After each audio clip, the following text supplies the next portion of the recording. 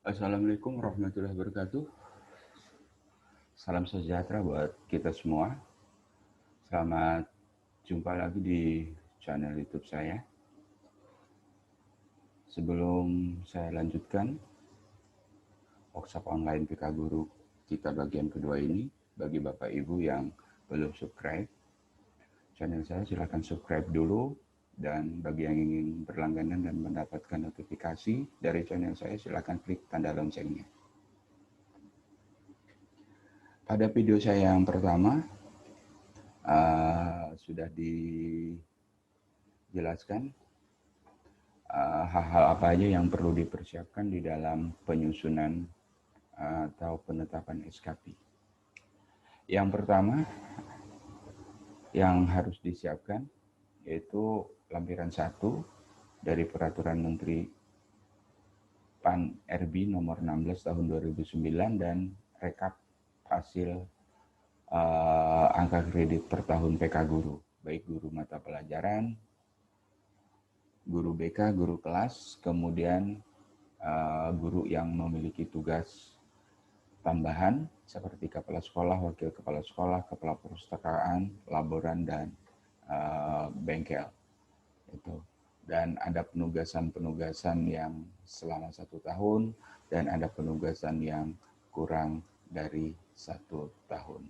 Oke, kita mulai. Kita mulai dengan contoh guru golongan 3C. Nah, Ibu Sukatin pada tahun 2019 ini menetapkan 6 sasaran di SKP-nya, yaitu ada 4 sasaran di unsur utama dan ada 2 sasaran di unsur penunjang. Di unsur utama terdiri dari pembelajaran, bimbingan atau tugas tertentu, kemudian ada pengembangan keprofesian berkelanjutan atau PKB. PKB ini terdiri dari 3 macam, yaitu ada pengembangan diri, ada publikasi ilmiah, dan ada karya inovatif. Pengembangan diri terdiri dari 2, ada diklat fungsional, yaitu seperti workshop, seperti bintek, pelatihan, dan lain sebagainya, dan ada kerja kolektif guru, seperti MGMP untuk SMP, SMA, SMK, dan ada KKG untuk SD. Kita mulai. Untuk pembelajaran. Pembelajaran redaksionalnya seperti ini, merencanakan dan melaksanakan pembelajaran, mengevaluasi dan menilai hasil pembelajaran, menganalisis hasil pembelajaran, melaksanakan tindak lanjut hasil penilaian pembelajaran. Tentunya ini diambil dari lampiran 1 Permenpan nomor 16 tahun 2009 di 1.1. Ini untuk guru kelas dan guru mata pelajaran. Nah, tetapi kalau Bapak Ibu adalah guru BK, bimbingan konseling, maka redaksionalnya di 2.1 ini. Oke. Nah, lalu kita isi angka kreditnya. Angka kredit golongan 3C 20,25. Di mana datangnya 20,25? Kita lihat rekapitulasi tabel tadi. Nah, di dalam SKP itu ada beberapa yang dibedakan, yaitu ada guru tanpa tugas tambahan yang ekuivalen, ada guru yang memiliki tugas tambahan yang non-ekuivalen.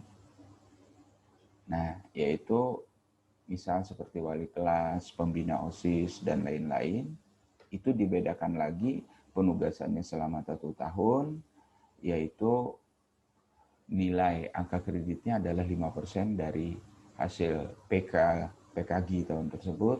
Kalau kurang daripada 1 tahun, nilainya adalah 2% per kegiatan dari angka kredit PKG yang diperoleh guru pada tahun tersebut.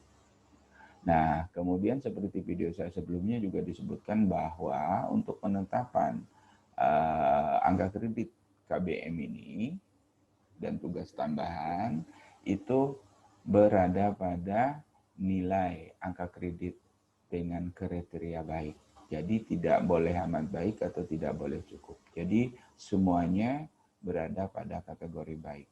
Nah, baik untuk guru yang tidak memiliki tugas tambahan, yang kewajiban mengajarnya minimal 24 jam per minggu, ataupun guru yang memiliki tugas tambahan seperti kepala perpustakaan, seperti wali kelas, Pak Wakil Kepala Sekolah, Kepala Laboratorium Bengkel, itu kewajiban mengajar yang per minggu adalah minimal 12 jam.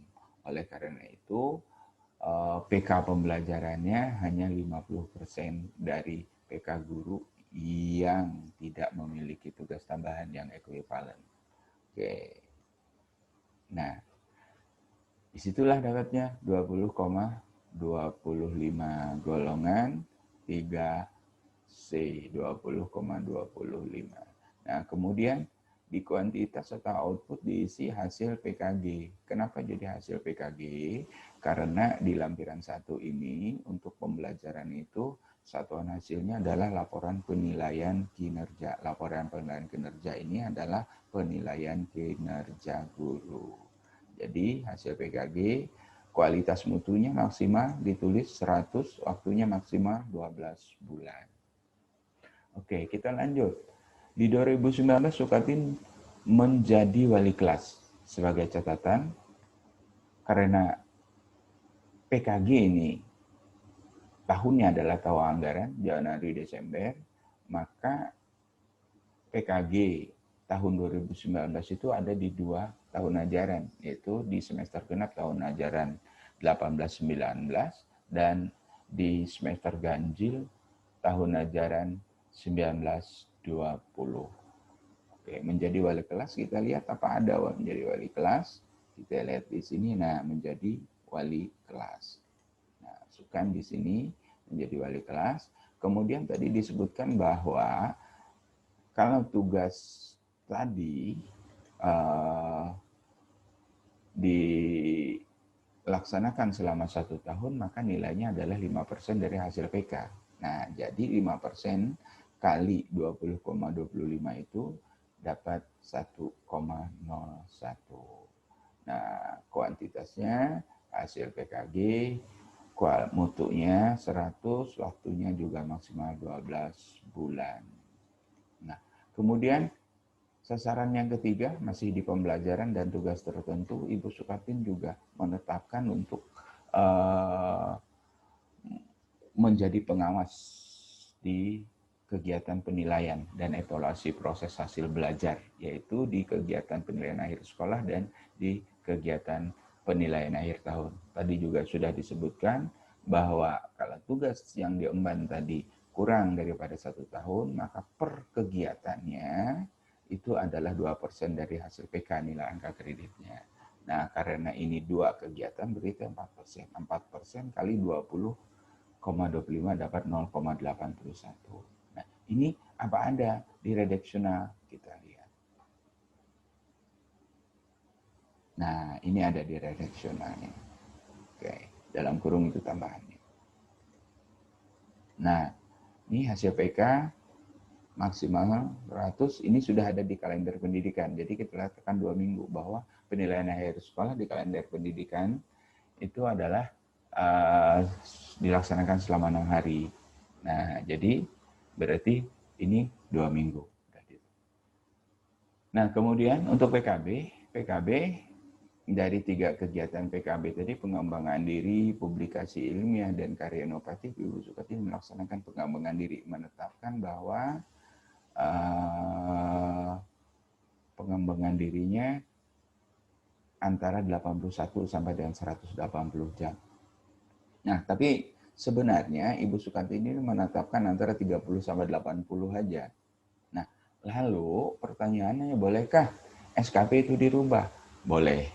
Nah, jadi tergantung dengan durasi jamnya. Meskipun kita canangkan 81 sampai 180, ternyata di tahun itu kita hanya yang mengikuti 30 sampai 80 jam. Maka nilainya 1 itu dirubah. Ibu Sukatin sebaliknya di sini ditetapkan antara 30 sampai dengan 80 jam, nilainya 1. Tetapi realisasinya ini.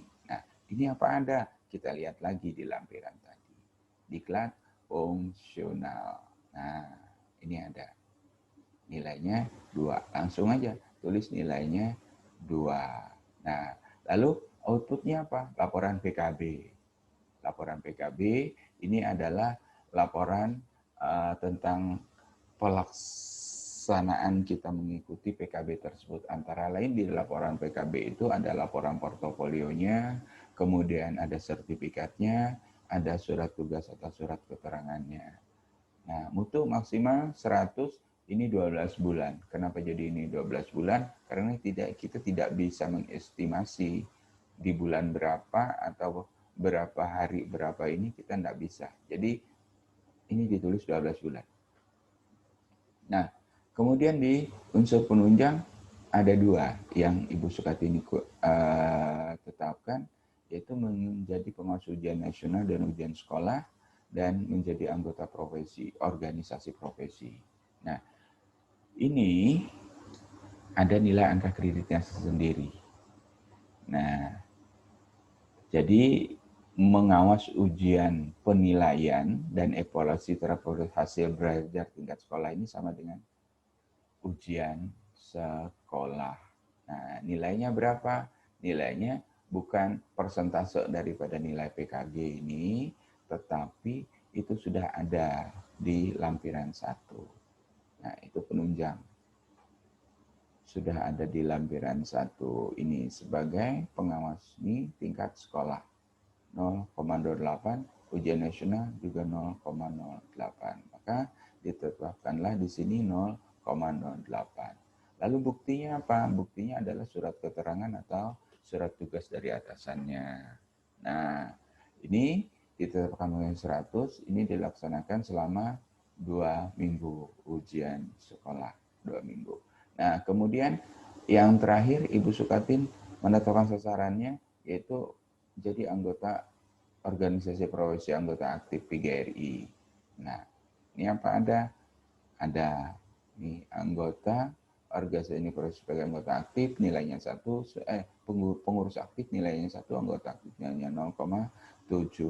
Maka di sini 0,75. Lalu ini dikumulatifkan.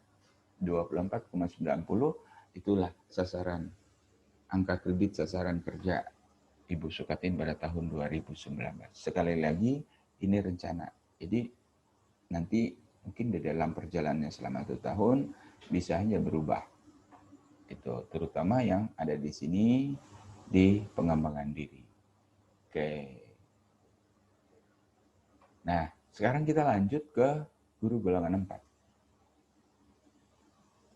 Sebenarnya guru golongan 4, golongan 3, itu sama aja. Yang membedakannya hanya di unsur utama, yaitu di pembelajaran atau tugas tertentu. Hanya itu. Bedanya apa? Bedanya adalah angka kreditnya.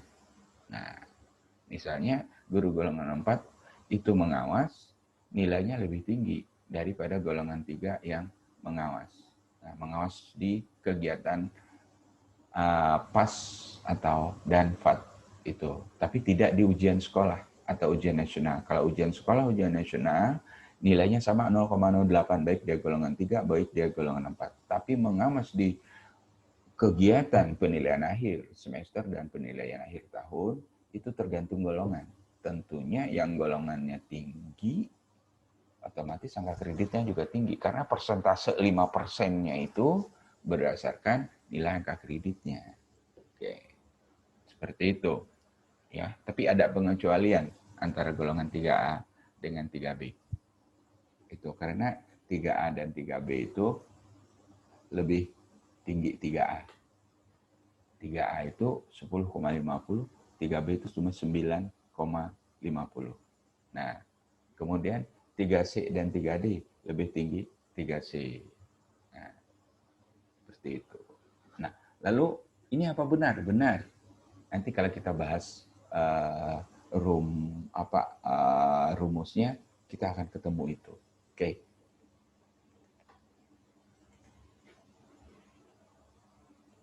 Ini yang golongan 4 tadi. Nah, yang kita jelaskan hanya di sini. Nah, jadi di sini Pak Cipto ini menetapkan di 2019 hanya 3 sasaran. Dua sasaran ini nggak perlu kita jelaskan, udah jelas saja. Yang di sini 29,75, Pak Cipto tambah tugas tambahan. Kita lihat di sini golongan 4 29,75. Oke. Nah, berikutnya adalah guru yang memiliki tugas tambahan yang ekuivalen, yaitu sebagai kepala perpustakaan. Nah, disebutkan tadi bahwa guru yang memiliki tugas tambahan yang ekuivalen itu kewajiban mengajarnya hanya 50% dari guru yang tidak memiliki tugas tambahan. Tetapi guru yang memiliki tugas tambahan yang ekuivalen tadi itu melaksanakan penilaian kinerjanya 2 kali, yaitu sebagai guru dan sebagai kepala perpustakaan, atau sebagai kepala laboratorium, atau sebagai kepala bengkel, atau sebagai wakil kepala sekolah. Nah, oke. Nah, lalu redaksionalnya di sini sama saja, yaitu pembelajaran, tapi nilainya 10,13. Nah, Ibu ini golongan 3C sama, kita lihat golongan 3C. Nah, kepala perpustakaan ini. Nah, 3C 10,13. Itu pembelajarannya 10,13 itu adalah tugas tertentunya tadi. Jadi, letakkan di sini 10,13, 10,13. Nah, kemudian ini sama, udah enggak masalah. Nah, lalu Ibu ini tadi, Bu Endang ini tadi juga mengawas. Menetapkan dia mengawas di 2019 itu, yaitu mengawas di penilaian akhir semester dan penilaian akhir tahun. Penilaian akhir semester itu 2%, penilaian akhir tahun juga 2%, berarti 4%. Nah, 4% kali 10,13 kah? Atau bagaimana? Nah, karena ini adalah satu kesatuan tugas tambahan ini, karena 50%, 50%, maka di dalam ketentuannya bahwa guru yang memiliki tugas tambahan, kalau dia melaksanakan kegiatan yang ditugaskan lagi sebagai pengawas ujian penilaian akhir tahun atau penilaian akhir semester, maka diberlakukan sama dengan guru di golongan tadi, yaitu nilai 50%, 50%-nya ditambah. Jadi contohnya seperti ini. Nah, nilai Ibu Endang ini tadi sama dengan Ibu Sukatin, karena golongan yang sama dengan 0,81. Karena apa? Karena 4% dari 10,13 tambah 10,13. Jadi sama aja dengan 20,25 kali 4%. Oke, ini sama. Kemudian ini sama, ini sama. Jadi yang ada sedikit perlu penjelasan adalah di sini. Oke, jadi sekali lagi, kalau guru yang memiliki tugas tambahan itu melakukan tugas tertentu yang lain lagi, misalnya mengawas penilaian akhir semester dan mengawas penilaian akhir tahun, maka nilainya itu adalah nilai tugas tambahan tadi ditambah KBM-nya. Lalu dikali dengan persentase daripada kumulatif jumlah kegiatan tadi. Tetapi kalau ngawas ujian sekolah, ujian nasional sama gitu. Oke. Nah, kemudian yang berikutnya adalah ini untuk SMP, SMA, SMK adalah tata usaha. Nah, karena di dalam PP nomor 43 ya kalau saya tidak salah, tahun 2011 itu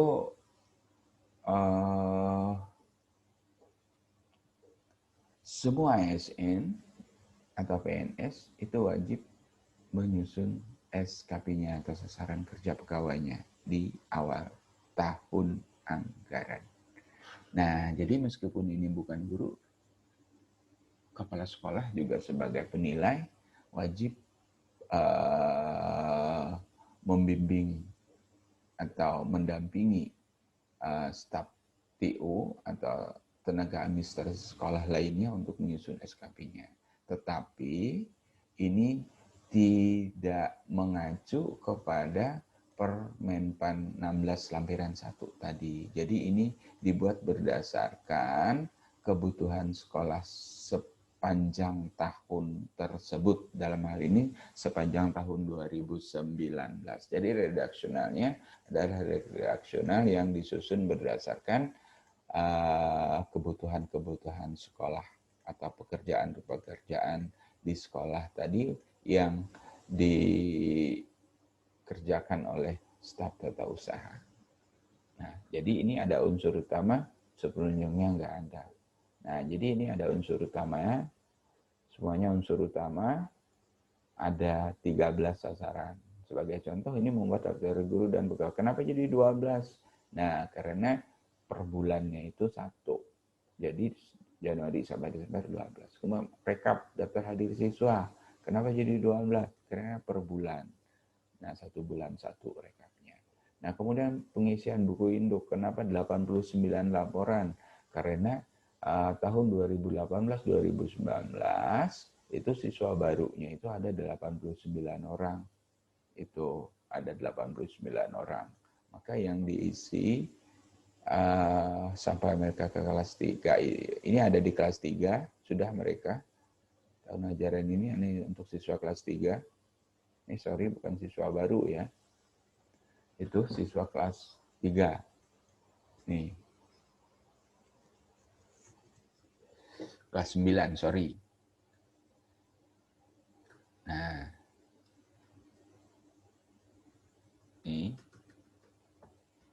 Ini kan di dalam buku induk itu ada pengisian nilai dan lain sebagainya. Itu ini kelas 9 tahun pada 2018-2019 ada 89 orang, maka 89 laporan. Nah, siswa barunya ini estimasi aja. Kenapa estimasi? Karena SKP ini kan disusun pada bulan Januari. Sedangkan penerimaan siswa baru atau PDDB itu dilaksanakan antara bulan Juni sampai Juli. Oke. Nah, jadi itu saja untuk bagian 2 yang saya jelaskan. Itu kalau ada kekurangan, kalau ada saran yang bersifat membangun dan menyempurnakan daripada workshop ini, sangat saya harapkan silakan tulis di kolom komen. Ya.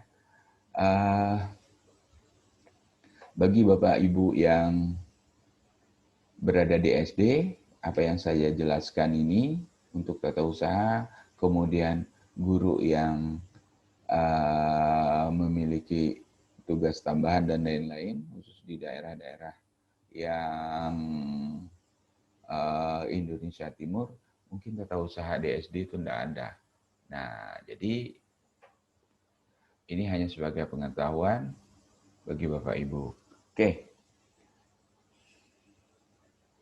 Untuk bagian kedua workshop kita kali ini, saya cukupkan sampai di sini. Dan sebelum saya tutup, bagi Bapak Ibu sekali lagi yang belum subscribe channel saya, silakan subscribe. Dan kita akan bertemu lagi di part ketiga, di bagian ketiga workshop online PK Guru kita, yaitu kita membahas tentang penilaian capaian SKP. Jadi penilaian capaian SKP-nya. Tentunya dengan contoh yang sudah saya jelaskan tadi. Sekali lagi, salah hilap mohon maaf. Assalamualaikum warahmatullahi wabarakatuh.